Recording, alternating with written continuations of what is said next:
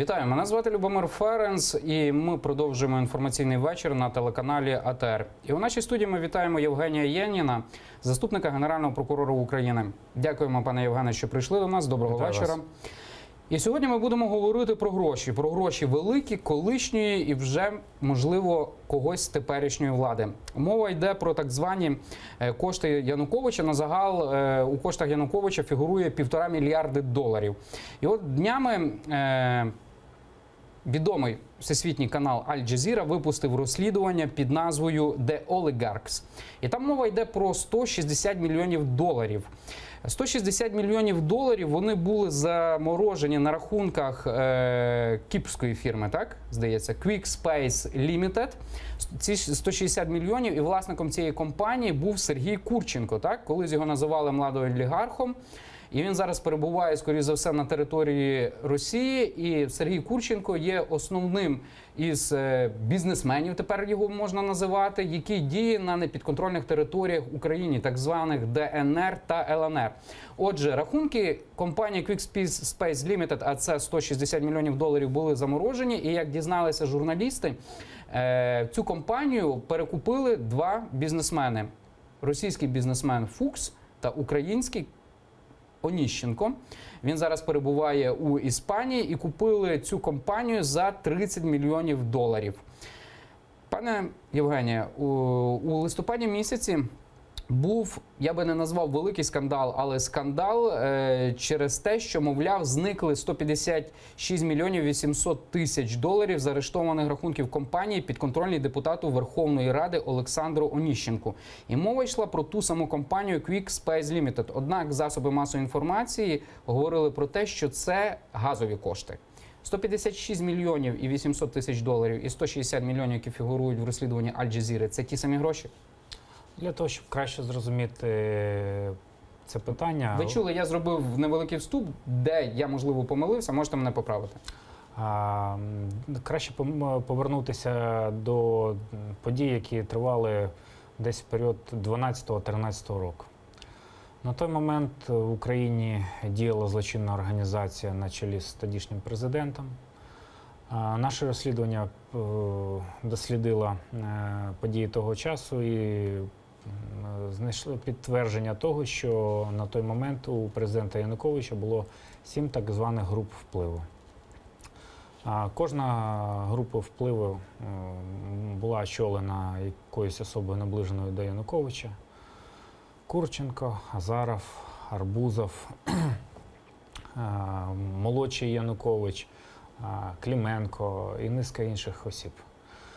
У кожної з цих груп був певний сектор економіки або народного господарства, який фактично було віддано на відкуп. З цього сектору здобувалися гроші, звичайно, злочинним шляхом. І після того, як ці гроші накопичувались, вони конвертувались, відмивались спочатку через територію України, а потім через посередництво... Відмивались через низку компаній. Гроші просто перекидувалися з компанії на компанію, що важко потім Справа було... в тому, щоб зрозуміти масштаб тих подій, варто відзначити, що лише в офісі того ж самого екс-міністра доходів та зборів Клименка працювало близько 400 фінансових експертів, які відповідали за відмивання коштів всередині лише України. Тобто можете собі уявити тисячі компаній, десятки тисяч навіть розпорядників та номінальних директорів цих компаній. Ці всі оборудки маскувались під торговельно-економічні операції в рамках нормальної господарської діяльності будь-якої компанії. Дедалі ці всі гроші після певного процесу відмивання накопичувались на 10-12 так званих хабах, які забезпечували сполучення українських компаній, що належали злочинній організації, з міжнародними відмивочними майданчиками.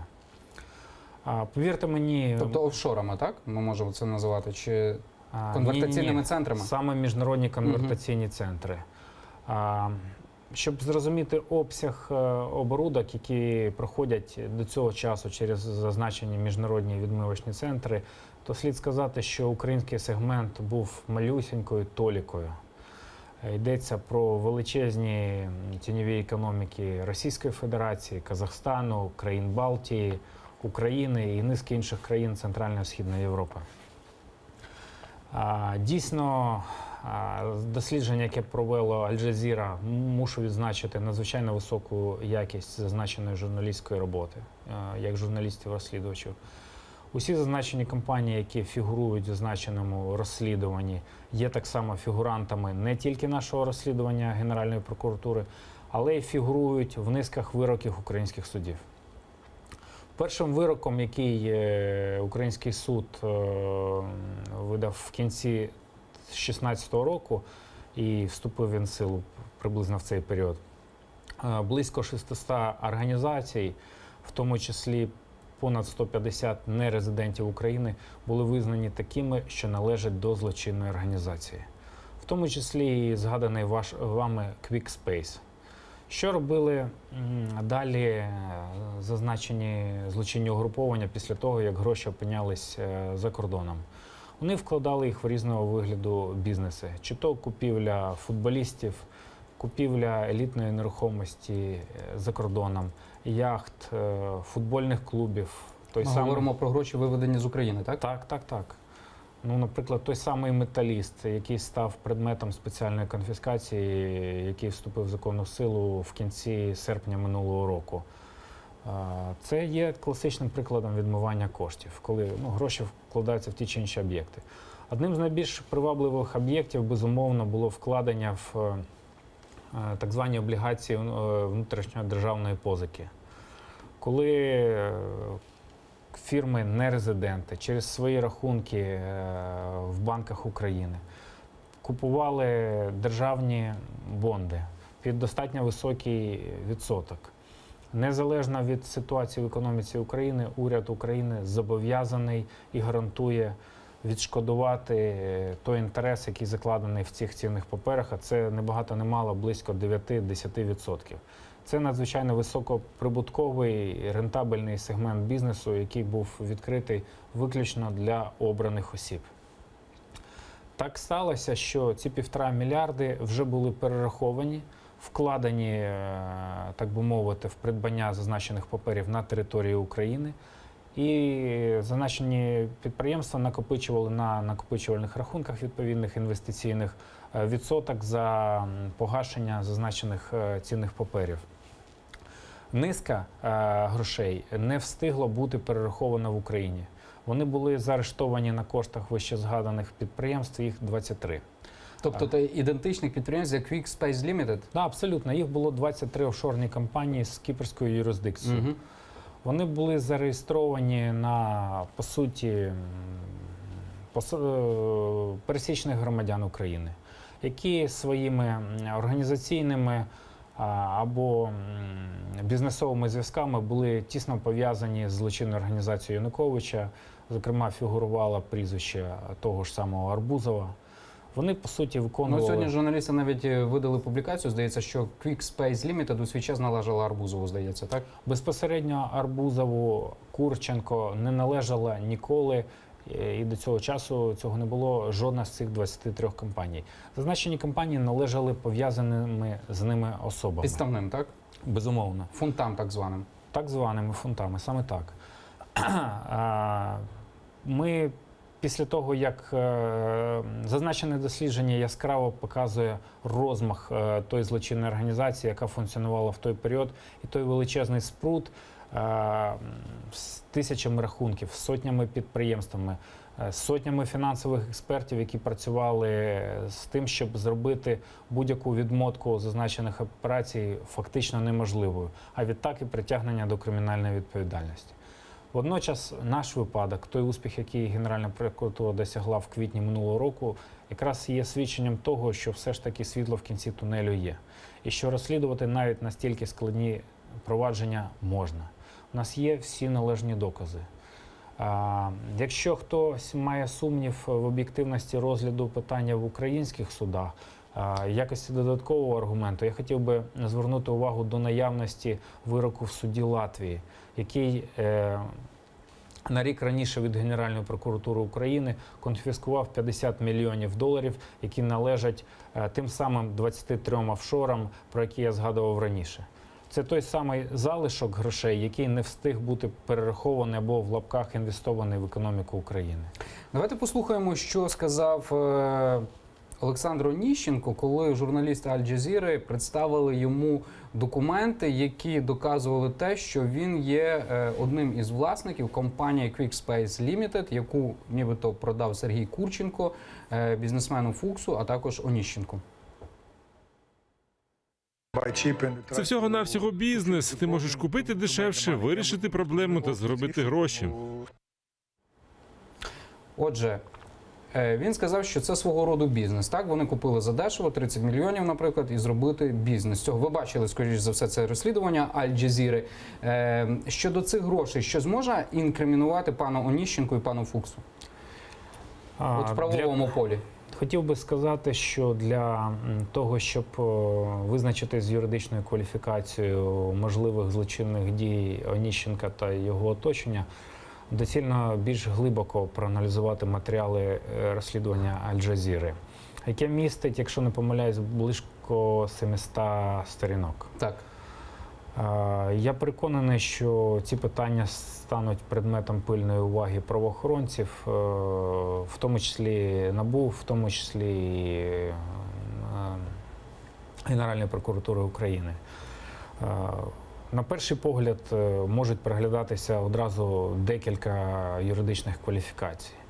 Це стаття 209 «Відмивання коштів, здобутих злочинним шляхом». Це і стаття 256 – це сприяння злочинній організації. Це і стаття, якщо не помиляюсь, 294 – це скупка краденого. А от дивіться, ви назвали понад 20 компаній, так, ідентичні до Quick Space Limited, так? Абсолютно ідентичні, які займалися абсолютно ідентичною діяльністю, керувалися з одного центру.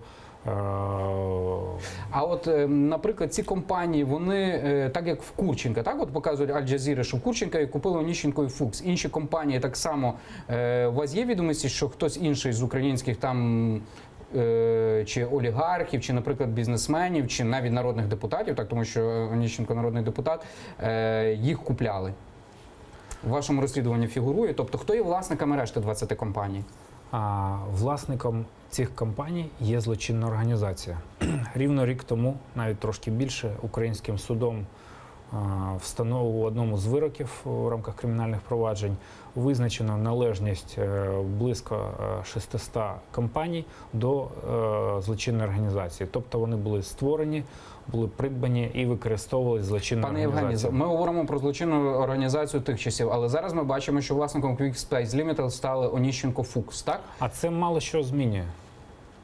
Це мало що змінює, оскільки на підставі норм про спеціальну конфіскацію майно вище згаданих компаній, які входять до складу злочинної організації, підлягає конфіскації. Більше того, ми не зупинились на тому відомому вироку, який було отримано в Краматорському суді в квітні минулого року. Ми звернулися з міжнародним правовим клопотанням до влади Кіпру про надання нам міжнародно-правової допомоги. Беручи до уваги рішення українського суду, який визнав належність зазначених компаній до злочинної організації, ми виступили з клопотанням про допит директорів, про допит бухгалтерів вищезгаданих структур, щоб більш глибоко зрозуміти, хто керував зазначеними компаніями, хто і коли, на які дії отримував довіреності, як оперувалися рахунки зазначених компаній не лише в Латвії, не лише в Україні, а й в третіх країнах, в тому числі країнах Європейського Союзу. Більше того, вибачте, ми виступили з клопотанням ліквідувати зазначені компанії, оскільки як за законодавством України, так і за законодавством Республіки Кіпр компанії, які здійснюють незаконну діяльність, однією з форм юридичної відповідальності є ліквідація компаній. От по-різному можна називати там угоду там між Курченком з однієї сторони і Фуксом, Оніщенком з іншої. Так, це чи договір, це діл, там до кінця не зрозуміло. Так, діл – це якась угода, певна в англійській мові. Вона була зроблена в 2015 році, так, за даними журналістів Аль-Джазіри. З 2015 року, ми зараз є вже в 2018-му. У вас є якісь відомості, що Оніщенко чи Фукс спробували через суди розморозити рахунки Quick Space Limited? Ну, Спроби робили вони? найбільш яскравий приклад, який ми бачили на власні очі, це була спроба появи адвоката однієї з цих компаній. Я не берусь сказати, що це був QuickPace у латвійському суді, коли там слухалась справа про спецконфіскацію. Коли зазначена особа зрозуміла, що в принципі в неї є два шляхи перед нею, і жоден з них не є позитивним, ну, вона просто покинула зал судового засідання, оскільки зрозуміло, що доказів того, що зазначені кошти були зароблені в законний спосіб, не існує. Їх просто не може бути. Через те, що Генеральною прокуратурою України зібрано величезний обсяг даних, що підтверджують злочинність діяльності вищезгаданих компаній і злочинність всього капіталу, який було накопичено на їхніх рахунках. В жодному здоровому мозку не може виникнути навіть ідея, як компанія з статутним капіталом близько 1000 євро може накопичувати на своїх рахунках сотні мільйонів доларів. Ми вже почали говорити про Сергія Курченка. Наприкінці грудня експертиза, про це повідомила прес-секретар Генерального прокурора України Лариса Сарган, експертиза підтвердила автентичність голосів на записах розмов між колишнім очільником Одеської області Михаїлом Саакашвілі і владоолігархом, так як його у свій час називали, Сергієм Курченком. І от, наприклад, цю експертизу проводило Український інститут, який проводить експертизи. У свій час Юрій Луценко був готовий долучити також західних спеціалістів і західні відомства. Так, він сказав, що ми навіть можемо там попросити Федеральне бюро розслідувань, так, ФБР, американське. Чому саме робилося в українському відомстві, так, а не в західному? Ну, перш за все, я хотів би повернутися до ролику Аль-Джазіри під назвою «Олігарх», який з усією повнотою показав окремі віхи, можна сказати, злочинної діяльності Курченка, який на сьогоднішній день фінансує криваву бойню на Донбасі. Це ще раз підтверджує небезпечність тої діяльності, яку здійснюють окремі гравці українського політикуму, які не гребують отримувати гроші, криваві гроші від рук Курченка. Ви говорите про Саакашвілі? Ну, там є, на жаль, не лише одна Не лише особа. він, так? Тобто, вочевидь, є те, що українські правоохоронні органи мають дати цьому всьому відповідь. Якомога більш чітку, яка відповідає усій суворості норм сьогоднішнього закону, так і відповідає тому запиту, який має українське суспільство. Згідно чинного кримінально-процесуального законодавства, зазначена експертиза може бути проведена українською експертною установою.